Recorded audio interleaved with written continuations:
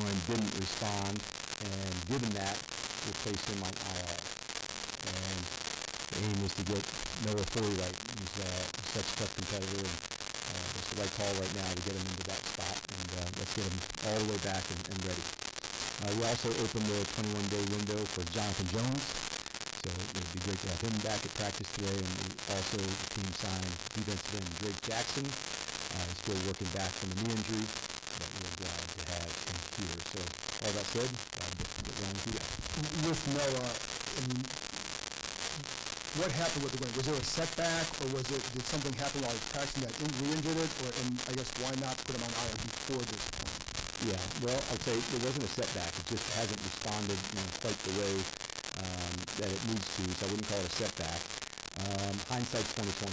I think the main thing is, man, we're gonna get him right. That's the ultimate goal to get there. So that means 4 more weeks, and like the guy's working incredibly hard at it. And so we want to make sure that all the marks that we can. Then what's the plan for Terry?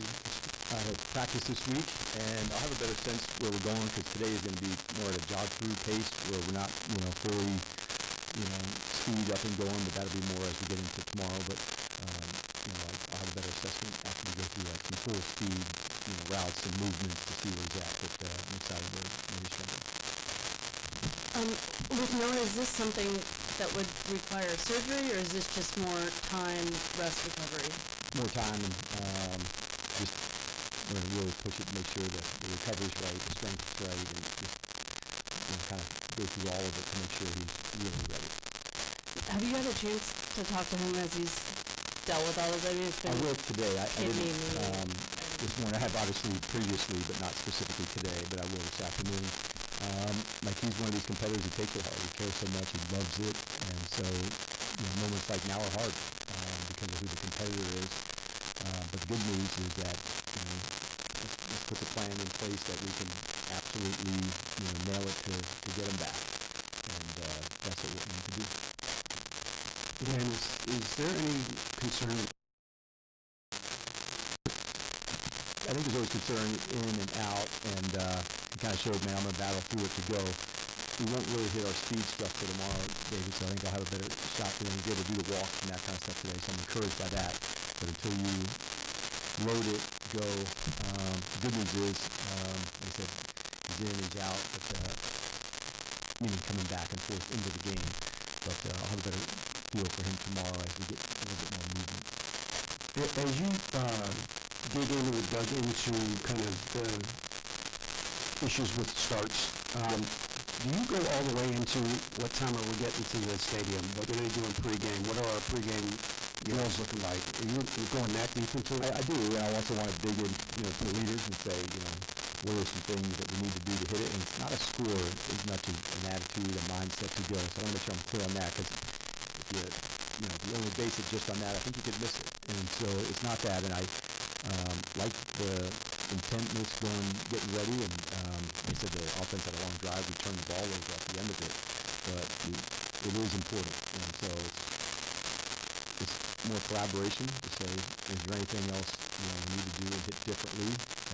I've had those conversations, and I'll continue to until we get it exactly right.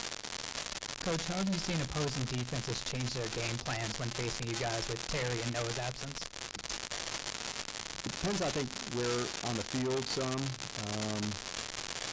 I think it's also their matchup too, in terms of they want to play more man-to-man or doing things differently.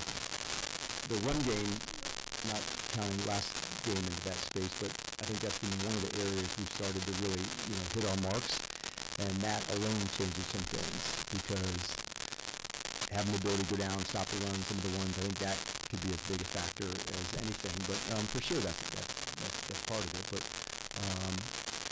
you just have to navigate how you go, and you're there. Like, there's a way to win every game. You just have to go dig in and find it, and it might not be the same every week. And we're fit to do that.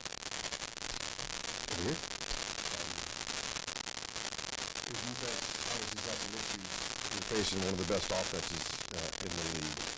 What has dipped in their psyche since Monday night, and how much does pride play a factor in you guys getting better? Yeah, I don't also want to portray the sky is falling either. You know, there's some things I like about how we're doing some things on third down. We're not getting the ball enough, Chip, honestly. And that's one part of playing good defense. We're not hitting our tackling, you know, to the space that I think is the standard that we've set. But we've also had some moments where we know what good can look like and what it does. So we want to make sure we're capturing that. Meetings-wise, it's tense, it's tight, like it should be when you're, you know, trying to dig in and find the right answers, and that's what's cool about this group, that it's not somebody pointing or, you know, doing that. And then let's go through our thing together and how we go about it. So you're right, it's a great challenge at Dallas, and you know, weapons they have, and Dak's honestly hitting, you know, his marks at a high level right now. That's what the tape tells me so far, and we're looking forward to the challenge. Just to take a step back to Terry, what was the biggest kind of step forward that you took last week, and what do you need to see from him specifically this week he's in play? We call them like a game simulation where you run different routes, you work different movements. Sometimes in a rehab you could see, you know, it's predicted where you're going to go, and so off-schedule throws, how to do different things. So that's a good step when you're moving forward. So that's part of the process, like in your return to play, to like simulate more closely related, you know, plays. So the fact that we're moving in that direction, that's a good thing.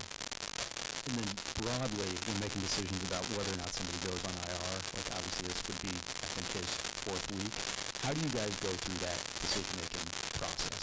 Through the medical team, and lean into what, you know, the guidelines that they want to set and how to go, how long is a predicted rehab, you know, of this type of nature, you know, going to take. Not exact, that I can tell you. Not everybody, you know, heals in the same way and the same speeds with the, you know, different types of injuries. So if it was exact, it'd be super easy to do. And so, you know, there's also those other factors. Did it respond? Did it not? And where are we at? So you just try to play it as close as you can, knowing that it's not always going to be on this timeline or that. So I think what I've learned is just, man, have patience and listen, you know, to the player. They know it best. They really do. They're going to push it hard to see where they can go to, but they know it best. And we follow those guidelines with our strict, you know, procedure that we go through. So we just try to stay connected to that and follow and listen. Between Sam Cosby, with him kind of being on the cusp there, I know you have until next week to activate him. Yeah, I liked what I saw from him last week. First padded work, he got a lot of reps, and we expect to do that kind of same, you know, process with him this week. But it was a hell of a start for him, you know, to get back and get rolling. He's really put the work in, so, you know, anticipating seeing that continue trajectory going up. Dan, at the opening you said you're happy it's a short week. Can you explain that mentality and that attitude a little bit, that mindset? Well, I think when it doesn't go your way, and this game was a hard one for us in a lot of ways. We beat ourselves, and those are as hard a loss, you know, to deal with. When it goes down to the end, hit your marks, they do, and it doesn't go your way. Those are ones that's the life of a competitor. When you beat yourself, that one hurts more because you didn't finish it or didn't play it in a style or attitude or things that you wanted to do. So those are important, and we want to make sure the lessons that are meant for us are learned and also get it corrected. That's been uncharacteristic of us in that way, and we certainly plan on getting that fixed. With Bill Krosky merit fumbles in back-to-back weeks, obviously there's teachable moments, learning moments in those situations, but what's the point of when maybe it becomes an issue and not necessarily anymore of a teaching, learning moment? Yeah, it's a great question. We've got to give them the space to grow for sure, and prove that those lessons are learned. Sometimes you don't really get to show that you've learned them until you're back into that spot. And so we want to make sure that, man, he's still growing, you know, and this is a rookie player that they're going to have some ups and some downs just like any other guys. And it's certain he's made the right things to come battle through it. I can remember, you know, a few weeks back we were talking about Connolly and early start on some guys, and so maybe we're going to fight through it and get there. And so this is no different for me. This is learning, growing, and he'll bank on these experiences. And they're hard to go through, but it is necessary. It's sucks when you go through them, but when you come out the other side, there's a lot of value that comes with that. Coach Eric, understanding that inside this building that everything is 1 week at a time, when you look at outside of this building, how big this game is every year to these fans of the Burgundy and Gold, what's your message to the team to make sure that they don't allow that emotion to come into play when it's Washington versus Dallas? Yeah, it's really awesome to be in the NFC East. It really is, and there's times where this kind of shows some of the highlights from the years past of people that have been in this space in these games. So we like that. We like what it stands for. But at the end, it's about us and getting ourselves ready and getting the team ready, and that's really what my message was for them today. We're going to prepare really hard, for what we need to, but our play style and attitude is what's at hand, and it's just cool to be part of, a division that has some long-term rivalries that are cool. Hey, good afternoon, Coach. Good afternoon. A kicker like Brandon Aubrey, obviously with his range, but also his ability on special teams to kind of put kickoffs in hazardous places. How big of an impact would he have specifically on a game like this?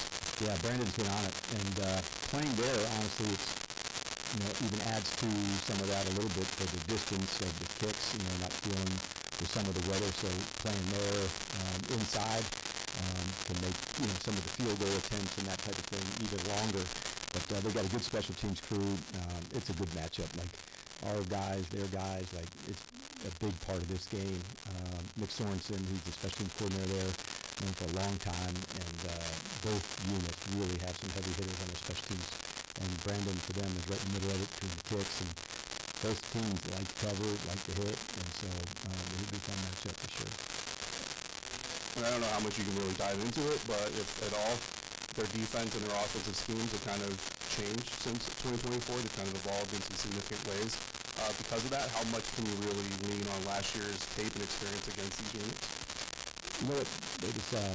You can look at, as a player, some of the matchups. A style and attitude of what a player may do, what they look like at the line, how they pass protect. As far as the scheme goes, that's for the season. That's that. So it is worth it just from the personnel side of things and seeing things and how they would play and what their strengths would look like. They've also added some new faces like we have into some different spots, at receiver, at running back, at defensive end, at other locations. So you do look at it, but it's the tape from 2025 that you really dive into. And now that we're 6 games in, there's more tape obviously, so you don't have to go back as much. You played in Dallas, coached in Dallas a bunch. With this game being a 4:30 game, the sun setting in that end zone directly into the stadium, how much effect does that take on a game, and how do you guys kind of work to combat that? Yeah, it's a great question, and this time of year it could come into effect, that you want to make good decisions when you can regarding, where it would look like, where a glare would be. So, it's definitely something that, as a coach I think about, and obviously we'll, talk to the team about, but yeah, you're on it. Dan, to go back to Noah, I get that the decision to IR, hindsight 2020 for now, but his injury history was something that was known. Obviously last year was a bit of a fluke, but prior to that he'd had injuries. What was for you, I know the front office obviously has a big say in personnel, but what for you was the plan with, hey, if Noah does get hurt, we're expecting X, Y, Z to happen? Did you feel comfortable with what you guys had knowing his injury history? Like prior to re-signing him?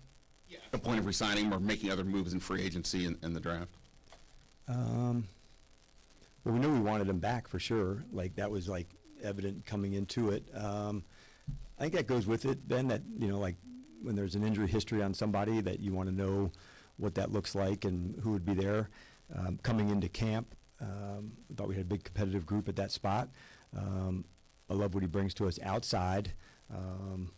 But yeah, I don't know if it's any different than any other banged up and who would be next in line to do those things. So not like a lot different than a lot of other spots, other than they were bummed that he's out and looking forward to getting him back. All right, thanks everybody.